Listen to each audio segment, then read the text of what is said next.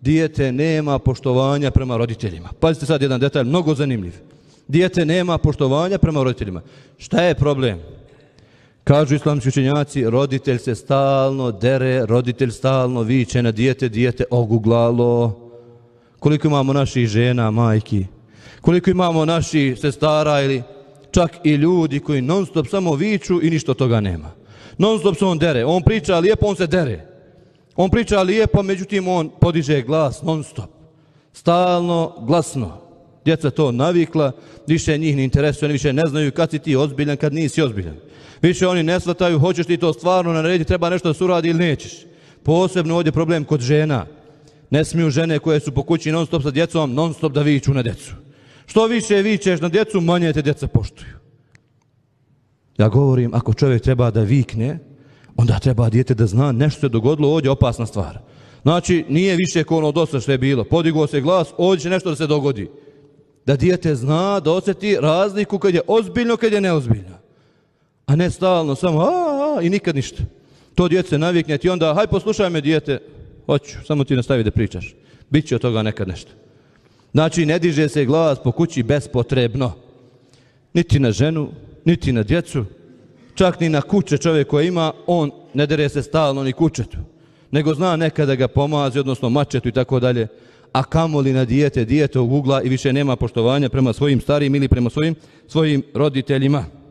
Posljednja stvar ili posljednja osobina, kažu, dijete neposlušno. Dijete neposlušno. Ovo već kad dijete odraste, dijete neposlušno. Mnogo puta roditelji traže nešto što nemaju pravo da traže. Ovdje kod nas, u ta našoj sredini u kojoj se mi nalazimo, nekad roditelji pretjeruju. Nekad roditelji znaju da pretjeruju. Traže od svoje djece ono što ne bi trebali da traže. Traže od svoje djece kako će on da tamo sa svojom ženom živi, kako će on tamo nešto, ako je u 10. selu, šta će da bude u 10. selu.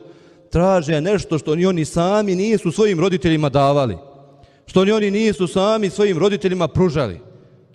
Ne, naši roditelji, odnosno kažem većina, alhamdulillah, nisu svi, ali eto većina, ne shvata da ima jedna granica dokle je dijete, nakon toga više dijete nije dijete. Ono je tvoje dijete, jeste, alhamdulillah, treba da te sluša, treba sve to, ali ne možeš cijel vijek da ga upravljaš. Imaju roditelji koji kažu dok sam ja živ pod moju čizmu. Pod moju čizmu. I onda dijete dođe mu, ne može sve to da podnese da cijel vijek bude pod čizmu. Nego hoće pomalo da proviri ispod te čizme. I onda se tu stvori svađa, stvori se katastrofa i kaže roditelj, dijete neposlušno. Dijete nije dobro, dijete ne valja. Nemoj tražiti one stvari ako osjetiš da dijete ne može da ih sprovede. Da dijete ne može tu da ti pomogne, nemoj tražiti te stvari od djeteta, pa će Allah dat beričite i tebi i njemu ako Bog inšala.